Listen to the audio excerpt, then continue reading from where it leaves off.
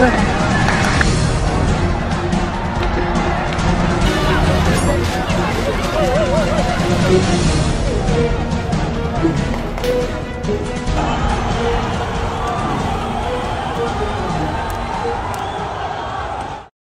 all covered in today's China Truths. Angola sedang bergejolak, kekacauan anti-China melanda seluruh Afrika. Pabrik-pabrik terbakar, bisnis-bisnis runtuh, dan Beijing bergegas mengevakuasi warganya. Ini adalah China Truths, di mana kami membawakan Anda berita dan cerita yang disembunyikan oleh media pemerintah China. Menurut berita yang baru saja kami terima, di pusat industri Angola, asap hitam membumbung ke langit. Massa menyerbu pabrik dan toko milik China, merobohkan jendela, memecahkan kaca, dan membakar gudang. Apa yang awalnya hanya perselisihan perburuan kecil telah meledak menjadi pemberontakan di seluruh benua. Dari Tanzania, Kenya, hingga Afrika Selatan, kerusuhan anti-China menyebar seperti api. Selama 2 dekade, Beijing mengalirkan miliaran dolar ke Afrika. Jalan, rel kereta api, pelabuhan, bahkan seluruh kawasan industri, semuanya dibangun sebagai imbalan atas minyak, mineral, dan pengaruh strategis. Angola, yang kaya akan sumber daya, menjadi salah satu permata mahkota Beijing dalam kekaisaran Belt and Road. Perusahaan China memenangkan proyek-proyek besar, pekerja China berdatangan berbondong-bondong, dan pedagang China dengan cepat mendominasi pasar lokal. Di permukaan, ini tampak seperti situasi yang saling menguntungkan. Namun di balik janji-janji yang mengkilap, kebencian membusuk. Pekerja Afrika mengeluh jam kerja yang panjang, kondisi tidak aman, dan diabaikan untuk promosi. Masyarakat menuduh proyek-proyek yang dijalankan China mencemari sungai dan merusak tanah. Selama bertahun-tahun, pemerintah yang bergantung pada pinjaman China mengabaikan suara-suara ini. Namun, kemudian muncullah era media sosial. Video-video bentrokan, perampasan tanah, dan pelecehan manajer menjadi viral, memicu kemarahan jauh melampaui batas lokal. Di Angola, kemarahan itu akhirnya meledak. Aksi mogok di pabrik tekstil China berubah menjadi kekerasan setelah penjaga keamanan dilaporkan menyerang para pekerja. Dalam beberapa jam, protes berubah menjadi kerusuhan besar-besaran terhadap bisnis China. Polisi tidak bisa mengendalikan massa. Pada hari kedua, Luanda tampak seperti zona perang, pabrik-pabrik hangus, toko-toko rusak, dan jalanan dipenuhi barang-barang yang dijarah. Dan itu tidak berhenti di situ. Di Dar es Salaam, Tanzania, massa menyerbu fasilitas pelabuhan yang dikelola oleh kontraktor China. Di Kenya, para aktivis berunjuk rasa menentang eksploitasi asing. Di Afrika Selatan, demonstrasi berubah menjadi kekerasan.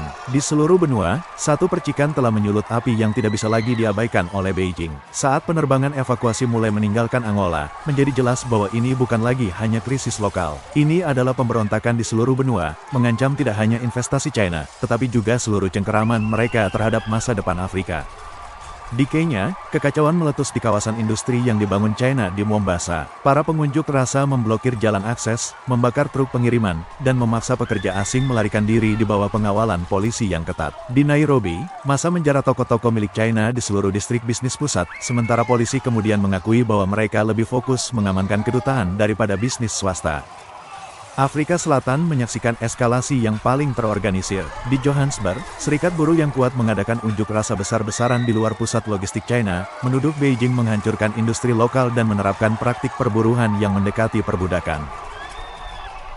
Bentrokan segera pecah dengan pasukan keamanan swasta, menyebabkan beberapa orang terluka dan memicu penutupan beberapa gudang China. Beijing tidak membuang waktu untuk bereaksi. Kementerian Luar Negeri mengeluarkan peringatan mendesak kepada warga negara China, melabeli Afrika sebagai zona berisiko tinggi. Penerbangan charter dikirim dan bahkan kapal angkut angkatan laut dikirim untuk mengevakuasi warga dari Angola, Tanzania, dan Kenya. Media pemerintah menyiarkan adegan emosional keluarga yang naik pesawat evakuasi, menggambarkan mereka sebagai korban histeria anti-asing sambil dengan hati-hati menghindari penyebutan keluhan yang lebih dalam yang memicu pemberontakan.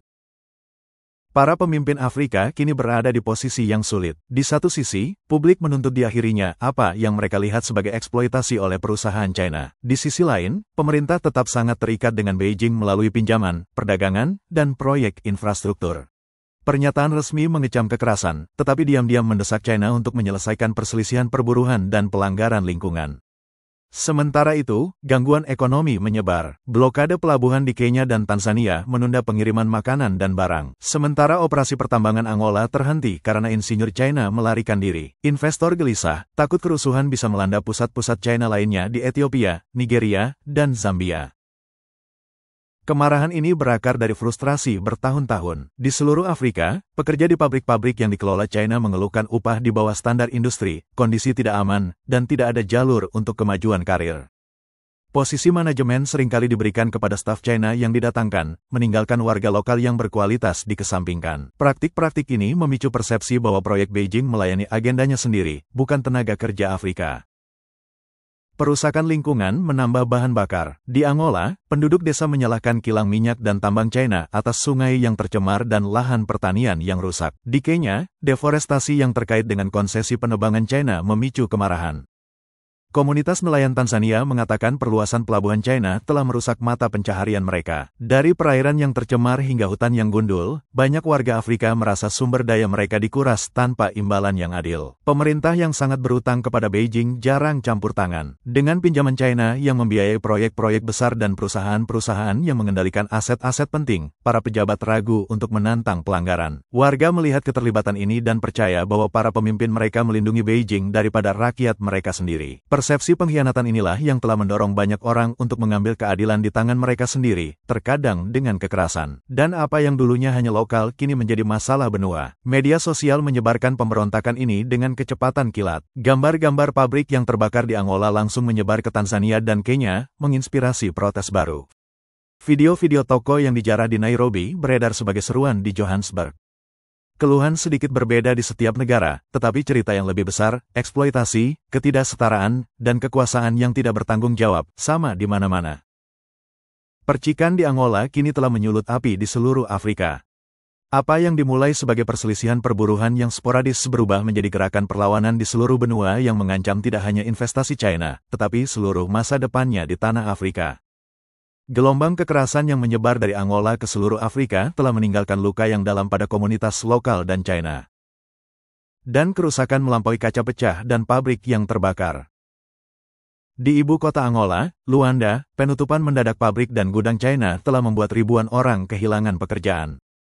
Bagi banyak keluarga, bahkan pekerjaan dengan upah rendah dan sulit ini adalah satu-satunya sumber penghidupan mereka. Kini, seluruh rumah tangga berjuang semalam suntuk. Di pusat-pusat pesisir seperti Dar es Salaam dan Mombasa, pelabuhan dan pusat logistik yang dikelola China telah hening. Kapal-kapal tertunda, makanan dan barang menumpuk, dan pasar lokal sudah melihat harga melonjak.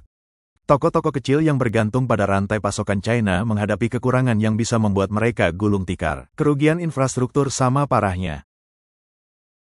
Di Tanzania, vandalisme terhadap alat berat China telah membekukan proyek jalan yang penting, membuat komunitas pedesaan terputus dari pasar dan layanan. Alih-alih kemajuan, frustrasi justru tumbuh, memperdalam kondisi yang memicu kerusuhan sejak awal. Bagi warga Afrika, kerusuhan ini adalah seruan putus asa menentang eksploitasi dan pengingat pahit bahwa pemerintah mereka sendiri seringkali gagal melindungi mereka. Bagi pekerja China, kekerasan ini mengonfirmasi ketakutan bahwa mereka tidak dilihat sebagai mitra, melainkan sebagai penyusup. Ketidakpercayaan semakin mengeras di kedua belah pihak, membuat jalan menuju rekonsiliasi menjadi lebih sulit. Dampak ekonomi sudah terlihat. Klaim asuransi melonjak, investor menarik diri. Pemerintah Afrika menghadapi pilihan yang tidak mungkin. Mereka membutuhkan modal China untuk membangun kembali, tetapi warga negara mereka menolak pengaruh Beijing lebih keras dari sebelumnya. Dan proyek Belt and Road China yang dulu dianggap tak tersentuh, kini terlihat rentan terhadap keruntuhan jika kerusuhan menyebar lebih jauh. Tetapi mungkin luka yang paling dalam adalah rusaknya kepercayaan antara orang-orang biasa. Di mana dulunya ada perdagangan dan kerjasama sehari-hari, kini ada kecurigaan. Tanpa reformasi nyata, hak-hak buruh yang lebih baik, akuntabilitas lingkungan yang nyata, dan kemitraan yang lebih adil. Krisis ini tidak hanya akan tentang properti yang hancur, tetapi tentang hubungan yang telah dibangun selama puluhan tahun yang berantakan. Apa yang dimulai di Angola bukan lagi krisis terisolasi. Ini adalah tembakan peringatan pada fondasi peran China di Afrika.